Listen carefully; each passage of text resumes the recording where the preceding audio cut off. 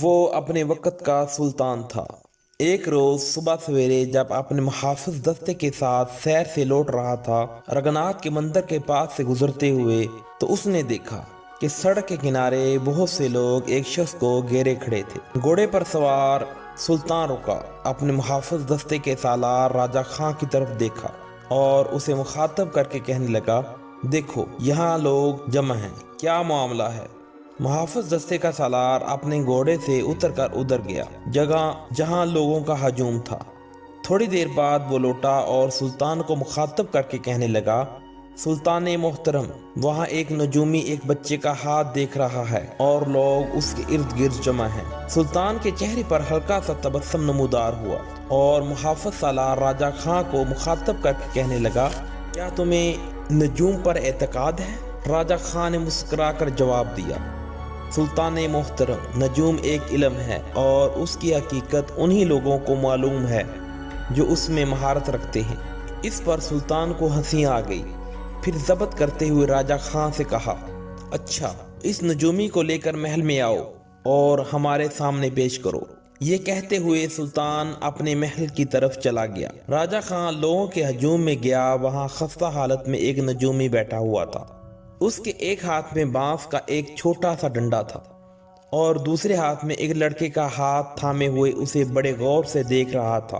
کچھ دیر تک وہ لڑکے کے ہاتھ کا جائزہ لیتا رہا، پھر اسے مخاطب کر کے کہنے لگا، تو بڑا خوش قسمت ہے، دنیا میں نام اور عزت پیدا کرے گا۔ یہ الفاظ سن کر قریب ہی کھڑے لڑکے کا باپ بڑا خوش ہوا اور جھک کر اس نجومی کی تعریف کی۔ نجومی پھر اس لڑکے کا ہاتھ دیکھنے لگا، اس کے بعد لڑکے کو مخاطب کر کے کہنے لگا، اور ہاں، تو عین جوانی کی حالت میں میدان جنگ میں مارا جائے گا اور پھر تیرا نام پردیس میں ہوگا، یہاں تیرے نصیب میں کچھ نہیں۔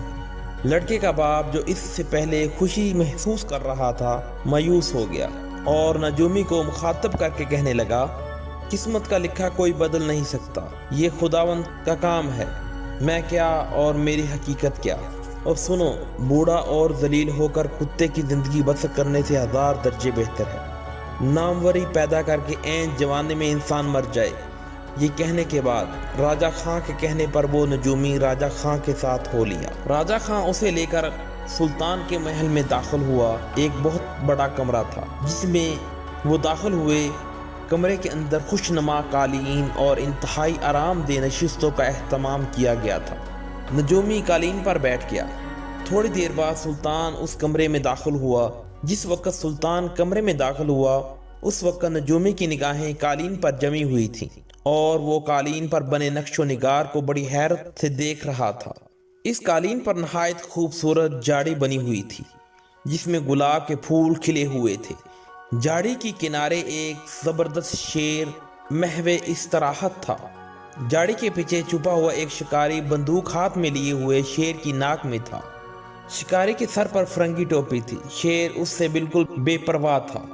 اس نجومی کی نگاہیں قالین پر بنی ہوئی اس تصویر پر جمی ہوئی تھی، یہاں تک کہ سلطان نے اسے مخاطب کیا، اگر تو ہماری سلطنت میں رہتا ہے تو بتا ہمارے لوگ کیسی زندگی بسر کر رہے ہیں۔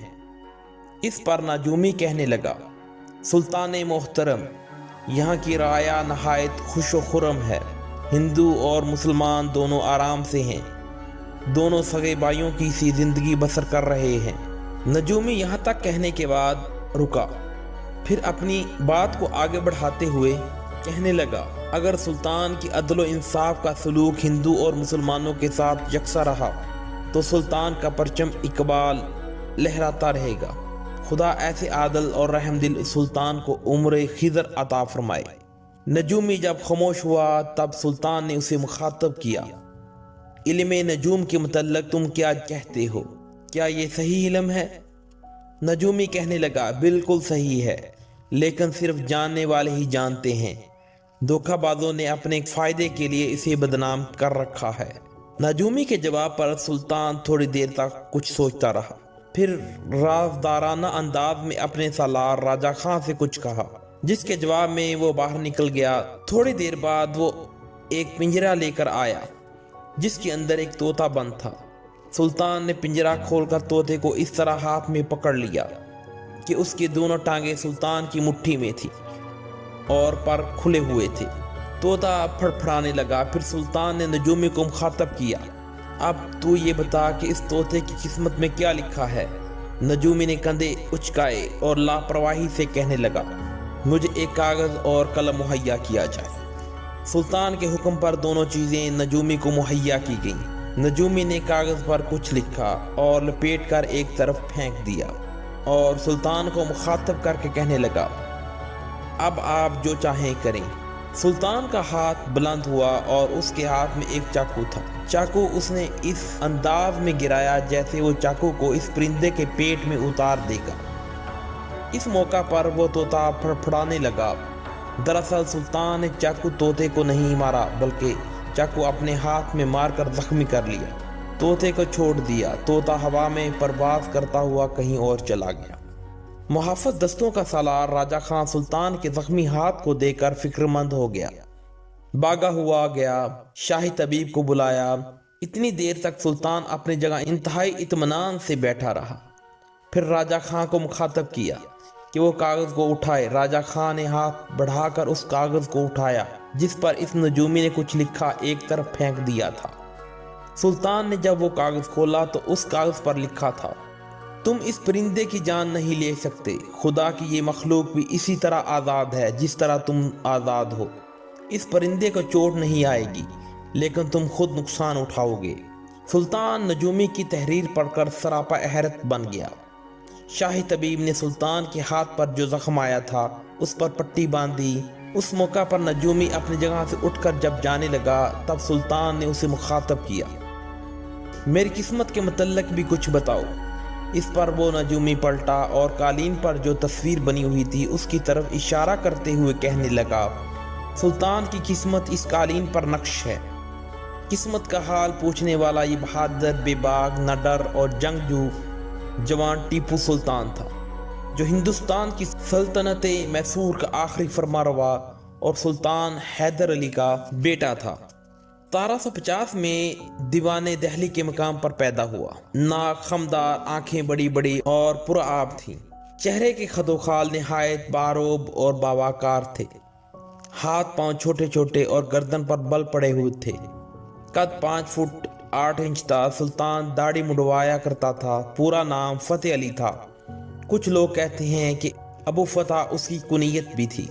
بچپن ہی میں ٹیپو سلطان جرری، محنت کش اور صاحب لیاقت تھا۔ اسلامی امور کے علاوہ عربی، فارسی، انگریزی، فرانسیسی، اردو اور دیگر زبانوں پر عبور حاصل کیا۔ نیز اس زمانے کے فنون سپہ گری، شمشیر زنی، تیر اندازی، نیزہ بازی اور دوسرے سامان حرب و ضرب میں خوب مہارت حاصل کی۔ تیراکی وغیرہ کا بھی خوب مشاق تھا۔ سن بلوغت تک پہنچتے پہنچتے ٹیپو سلطان حرب و ضرب کے آداب اور ضربگاہ کے طور طریقوں سے پوری طرح آگاہ ہو چکا تھا۔ 1765 میں ٹیپو سلطان اپنی زندگی میں پہلی بار ایک سالار کی حیثیت سے آیا۔ اپنے باپ حیدر علی کے ساتھ کالی کٹ پر حملہ آور ہوا۔ 1765 میں ٹیپو سلطان اپنی زندگی میں پہلی بار ایک سالار کی حیثیت سے آیا۔ اپنے باپ حیدر علی کے ساتھ کالی کٹ پر حملہ آور ہوا۔ اس نے نہ صرف 3000 لشکر کے ساتھ دشمن کے ایک بہت بڑے لشکر کو شکست دے کر حراست میں لے لیا، جس پر حیدر علی نے خوش ہو کر اسے اپنے محافظ دستے میں شامل کر لیا۔ اس کے بعد ٹیپو سلطان مدارس اور اس کے مضافات پر چھاپے مارنے پر مقرر ہوا۔ اس وقت انگریز پہلی بار میسور میں حیدر علی پر حملہ آور ہوئے تھے۔ اس کے بعد کئی بار دشمن کو زیر کرنے اور مختلف علاقوں کو فتح کرنے میں اپنے باپ کا ہاتھ بٹاتا رہا۔ بہرحال اپنے باپ کی زندگی ہی میں ٹیپو سلطان نے جنگی امور میں خوب سبقت حاصل کر لی تھی۔ ٹیپو سلطان پال گھاٹ کے قریب انگریزوں کے خلاف ایک مہم میں مصروف تھا کہ اسے اپنے باپ حیدر علی کے مرنے کی خبر ملی۔ چنانچہ اس مہم کو چھوڑ کر وہ سلطنت اسلامیہ کو سنبھالنے کے لیے پلٹا۔